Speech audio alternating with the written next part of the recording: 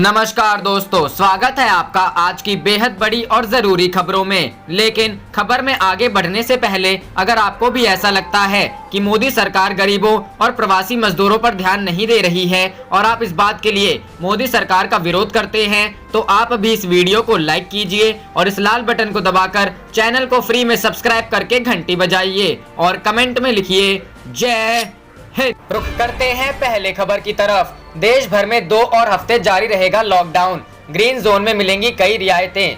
जी हां दोस्तों, corona virus को लेकर देश भर में जारी लॉकडाउन को सरकार ने 3 मई के बाद 2 और हफ्ते के लिए बढ़ाने का फैसला किया है। लॉकडाउन का दूसरा चरण 3 मई तक जारी रहने वाला था, जिसे सरकार ने 2 और हफ्तों के लिए बढ़ा दिया है। अब 17 मई तक ये लॉकडाउन जारी रहेगा। केंद्रीय गृह मंत्रालय ने कहा कि कोविड-19 पर स्थिति की व्यापक समीक्षा करने के बाद यह फैसला लिया गया। एक आधिकारिक बयान में कहा गया है कि मंत्रालय ने 4 मई से 2 हफ्तों की अवधि के लिए लॉकडाउन बढ़ाने का आदेश आपदा प्रबंधन अधिनियम 2005 के तहत जारी किया है। उल्लेखनीय है कि लॉकडाउन का प्रथम चरण 25 मार्च से 14 अप्रैल का था, जिसे बाद में बढ़ाकर 3 मई किया गया था। लॉकडाउन के नए दिशा निर्देशों के तहत अभी भी कुछ गतिविधियों पर रोक रहेगी। लॉकडाउन की विस्तारित अवधि के दौरान विमान, रेल, मेट्रो से यात्रा और सड़क मार्ग से अंतरराज्यीय आवागमन तथा स्कूल कॉलेज बंद रहेंगे। बता दें कि शुक्रवार को ही सरकार ने लॉकडाउन के मद्देनजर अलग अलग जगहों पर फंसे मजदूरों और छात्रों को निकालने के लिए विशेष ट्रेनें चलाने का फैसला किया था।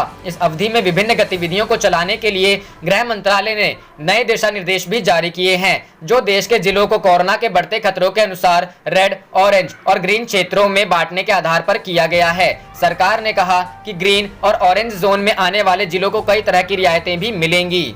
रुख करते हैं अगली खबर की तरफ। संकट में मजदूर, ये रुके तो देश रुक जाएगा। राहुल प्रियंका ने श्रमिकों को किया सलाम। जी हां दोस्तों, अंतर्राष्ट्रीय मजदूर दिवस के अवसर पर आज हर कोई श्रमिकों को सलाम कर रहा है। कांग्रेस के पूर्व अध्यक्ष और सांसद राहुल गांधी, कांग्रेस महासचिव प्रियंका गांधी वाड्रा ने भी इस मौके पर मजदूरों को सलाम किया। कोरोना वायरस महासंकट के बीच मजदूरों को हो रही परेशानी को लेकर भी उन्होंने कहा कि आज मजदूर संकट में हैं। कांग्रेस नेता राहुल गांधी ने लिखा, अंतर्राष्ट्रीय मजदूर दिवस पर देश के करोड़ों मजदूर भाई बहनों को मेरी हार्दिक शुभकामनाएं। ये देश आप जैसे मजदूरों की हिम्मत और संघर्ष से ही बना है।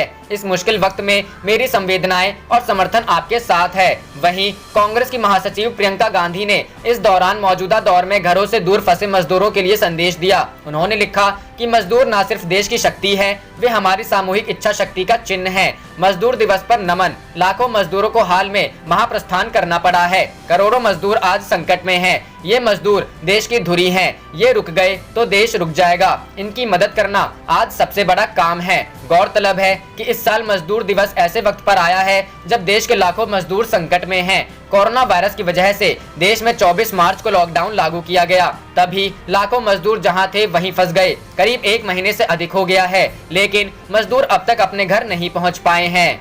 रुख करते हैं अगली खबर की तरफ। लॉकडाउन, मजदूरों की वापसी पर बोले सिंघवी, बसों से लाने में लगेंगे 3 साल। जी हां दोस्तों, लॉकडाउन की वजह से देश में लाखों की संख्या में मजदूर फंसे हुए हैं। मजदूर दिवस से ठीक पहले केंद्र सरकार की ओर से गाइडलाइंस जारी करते हुए राज्यों को इस बात की इजाजत दी गई कि मजदूरों को वापस लाया जा सके। लेकिन इस फैसले में हुई देरी पर कांग्रेस ने अब मोदी सरकार पर निशाना साधा है। पूर्व मंत्री अभिषेक मनु सिंघवी ने केंद्र के फैसले की तुलना खोदा पहाड़ निकली चुहिया से की। अभिषेक मनु सिंघवी ने कहा कि आज मजदूर दिवस है, लेकिन लगता है कि सरकार ने मजदूरों को राहत पहुंचाने वाली हर योजना से हाथ खींच लिए हैं। 29 अप्रैल को प्रवासी मजदूरों को लेकर जो केंद्र सरकार ने ऑर्डर जारी किया, वह सिर्फ एक तुगलकी बयान लगता है। कांग्रेस नेता ने कहा कि 45 दिनों के बाद प्रवासी मजदूरों के लिए ऑर्डर आया, लेकिन उसमें सब कुछ राज्यों के लिए है। उसमें केंद्र क्या करेगा? कुछ भी नहीं। ये फैसला खोदा पहाड़ निकली चुहिया जैसा है। सिंघवी ने आरोप लगाया कि केंद्र सरकार ने इस फैसले को जारी करने से पहले कोई तैयारी नहीं की। मजदूरों के लिए ट्रेन की व्यवस्था की जानी चाहिए थी। बसों से इतने लाखों लोगों को लाना संभव नहीं हो पाएगा। कांग्रेस नेता ने कहा कि अगर मजदूरों को बसों से लाया गया तो उन्हें घर पहुंचने में 3 साल लग जाएंगे। वहीं केंद्र सरकार की ओर से राज्यों को कोई भी आर्थिक मदद नहीं दी जा रही है। ऐसे में आम लोगों तक राहत कैसे पहुंचेगी? गौरतलब है कि देश में इस वक्त लाखों मजदूर हैं जो अपने घर से काफी दूर हैं। अकेले बिहार और उत्तर प्रदेश के प्रवासी मजदूरों की संख्या 10 लाख से ऊपर है। ऐसे में सबसे बड़ा सवाल ये है कि बसों के जरिए मजदूर किस तरह वापस आ पाएंगे।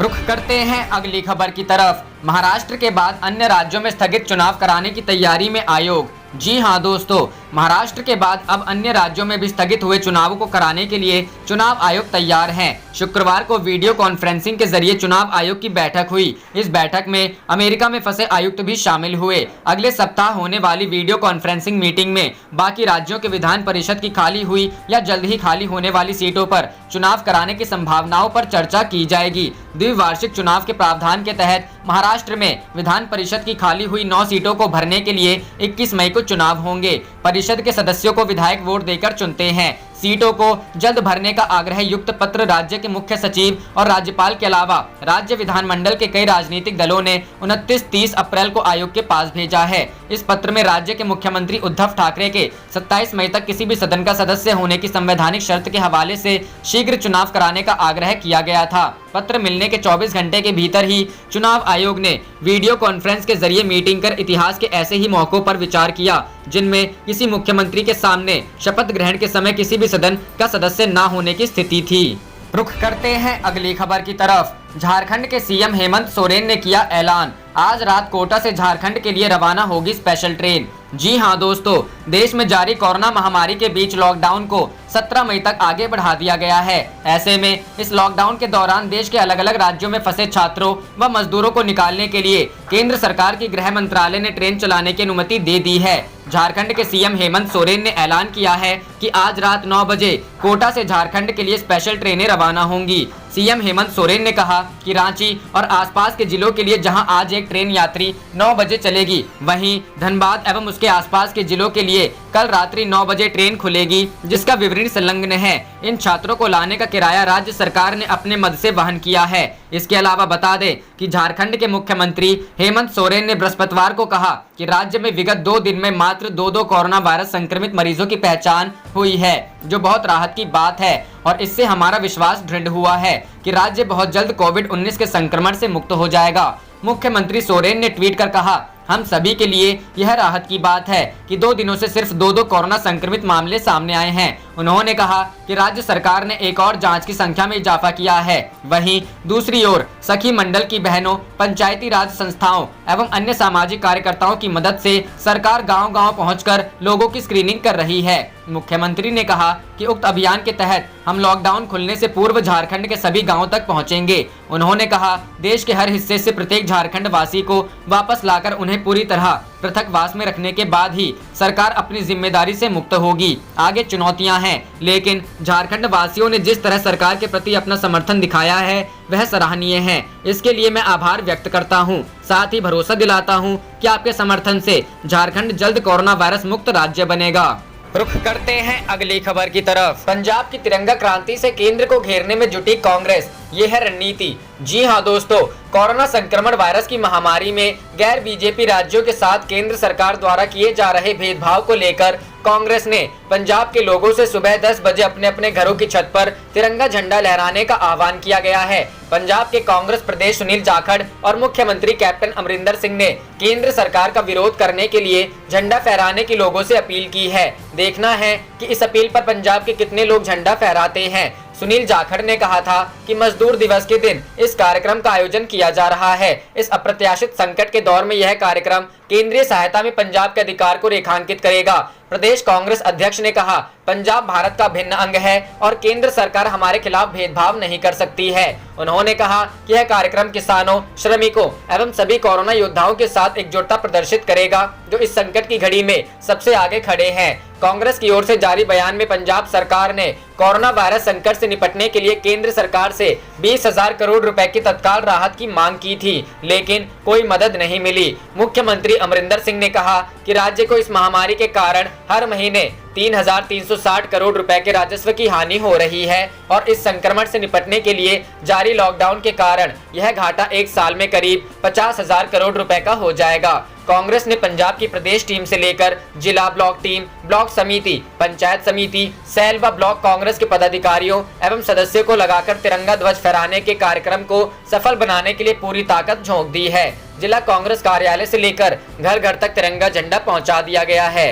रुख करते हैं अगली खबर की तरफ। मजदूर दिवस। मायावती ने कहा, लॉकडाउन के कारण श्रमिकों की रोजी रोटी पर गहरा संकट, सरकारें उठाए सार्थक कदम। जी हां दोस्तों, बहुजन समाज पार्टी की प्रमुख मायावती ने श्रमिक दिवस के मौके पर शुक्रवार को कहा कि लॉकडाउन के कारण श्रमिकों की रोजी रोटी पर गहरा संकट छाया हुआ है। उन्होंने कहा कि ऐसे में केंद्र और राज्यों की कल्याणकारी सरकार के रूप में भूमिका बहुत ही जरूरी है। मायावती ने एक ट्वीट में कहा, मजदूर तथा मेहनतकश वर्ग अंतर्राष्ट्रीय श्रमिक दिवस को मई दिवस के रूप में हर वर्ष धूमधाम से मनाते हैं, परंतु वर्तमान कोरोना वायरस महामारी और लॉकडाउन के कारण उनकी रोजी रोटी पर अभूतपूर्व गहरा संकट छाया हुआ है। ऐसे में केंद्र तथा राज्यों की कल्याणकारी सरकार के रूप में भूमिका बहुत ही जरूरी है। उन्होंने एक अन्य ट्वीट में कहा, इसीलिए केंद्र और राज्य सरकारों से अपील है कि वे करोड़ों गरीब मजदूरों तथा मेहनतकश परिवार वालों के जीवनदायी हितों की रक्षा में सार्थक कदम उठाएं और उन बड़ी निजी कंपनियों का भी संज्ञान लें जो केवल अपना मुनाफा बरकरार रखने के लिए कर्मचारियों के वेतन में मनमानी कटौती कर रही है। बीते दिन मुख्यमंत्री योगी आदित्यनाथ ने निर्देश दिया है कि लगभग 10 लाख लोगों के लिए तत्काल पृथकवास केंद्र, आश्रय गृह और सामुदायिक रसोई तैयार किए जाएं, जहां आने वाले प्रवासी मजदूरों को तात्कालिक रूप से रखा जा सके। पृथकवास केंद्रों की स्थापना के लिए बड़े कॉलेजों का उपयोग किया जाए। अतिरिक्त वेंटिलेटरों की आवश्यकता होने पर पोर्टेबल वेंटिलेटर मंगाए जाएं। सभी जनपदों में इंफ्रारेड थर्मामीटर उपलब्ध कराए जाएं, ताकि प्रवासी श्रमिकों की सुगमता से जांच की जा सके। साथ ही कोविड-19 का उपचार करने में सक्षम निजी चिकित्सालयों को उपचार की अनुमति दी जाए। रुख करते हैं अगली खबर की तरफ। उद्धव की कुर्सी से टला खतरा, महाराष्ट्र में 21 मई को होगा एमएलसी चुनाव, अधिसूचना जारी। जी हां दोस्तों, महाराष्ट्र के मुख्यमंत्री उद्धव ठाकरे की कुर्सी पर मंडरा रहा संकट खत्म होता दिख रहा है। चुनाव आयोग ने राज्य में विधान परिषद चुनाव कराने का फैसला ले लिया है। आयोग की ओर से अधिसूचना जारी कर दी गई है। इसके मुताबिक राज्य की 9 सीटों पर अब 21 मई को चुनाव होगा। दरअसल राज्यपाल भगत सिंह कोश्यारी ने चुनाव आयोग से अनुरोध किया था कि जल्द से जल्द महाराष्ट्र विधान परिषद की 9 खाली सीटों पर चुनाव कराया जाए। राज्यपाल ने कहा था कि राज्य में मौजूदा संकट को खत्म को देखते हुए विधान परिषद की सीटों पर चुनाव का ऐलान हो, जो 24 अप्रैल से खाली है। अब आयोग ने चुनाव कराने का ऐलान कर दिया है। राज्यपाल भगत सिंह कोश्यारी ने कहा था कि केंद्र सरकार ने देश में लॉकडाउन के बीच कई छूट और उपायों का ऐलान किया है। ऐसे में विधान परिषद के चुनाव कुछ दिशा निर्देशों के साथ हो सकते हैं, जिसके बाद उद्धव ठाकरे ने राहत की सांस ली है। उद्धव ठाकरे को एमएलसी नामित करने के लिए महाराष्ट्र सरकार ने कैबिनेट से 2 बार प्रस्ताव पास कर भेजा था।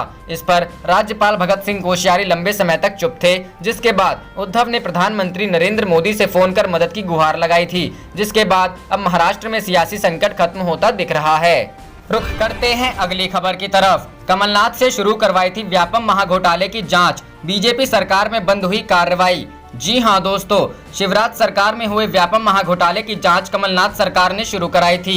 इस जांच में एसटीएफ ने कई लोगों एफआईआर भी दर्ज कराई गई थी, लेकिन कोरोना काल में व्यापम घोटाले की जांच बंद हो गई है और जांच में लगा एसटीएफ का अमला अब कोरोना ड्यूटी में तैनात है। अब एसटीएफ मुख्यालय में सन्नाटा पसरा हुआ है। प्रदेश में कांग्रेस की सरकार आते ही सीएम कमलनाथ ने एसटीएफ को व्यापम घोटाले की जांच के निर्देश दिए थे।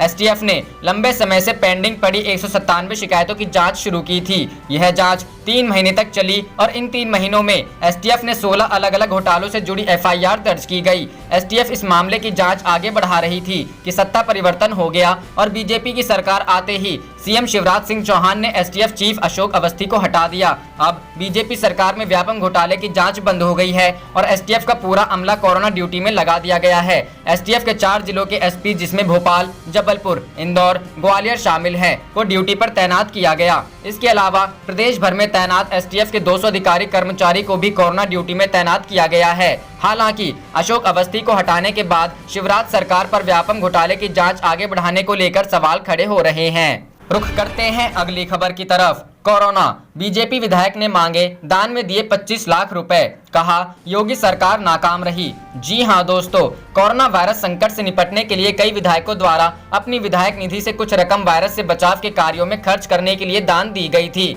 अब विधायक दान की गई विधायक निधि की रकम वापस मांग रहे हैं, जिससे प्रशासन भी चिंतित है। ताजा मामला उत्तर प्रदेश के हरदोई जिले के गोपामऊ विधानसभा का है, जहां के भाजपा विधायक श्याम प्रकाश ने अपनी विधायक निधि से 25 लाख रुपए कोरोना फंड में दिए थे। अब उन्होंने हरदोई जिला प्रशासन को पत्र लिखकर कहा है कि उनके दिए पैसों का सही इस्तेमाल नहीं हो रहा है, इसीलिए उनकी विधायक निधि का पैसा वापस किया जाए। भाजपा विधायक श्याम प्रकाश ने आरोप लगाया कि कि उनके द्वारा दी गई रकम का सही तरीके से इस्तेमाल नहीं किया जा रहा है।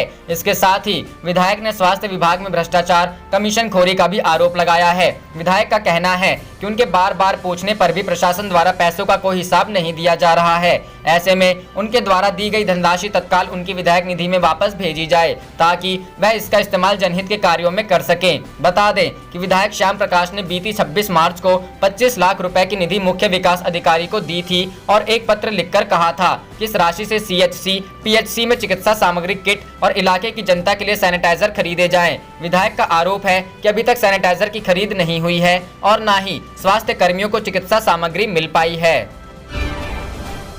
आप देख रहे थे आपका अपना चैनल जय हिंद, जय भारत।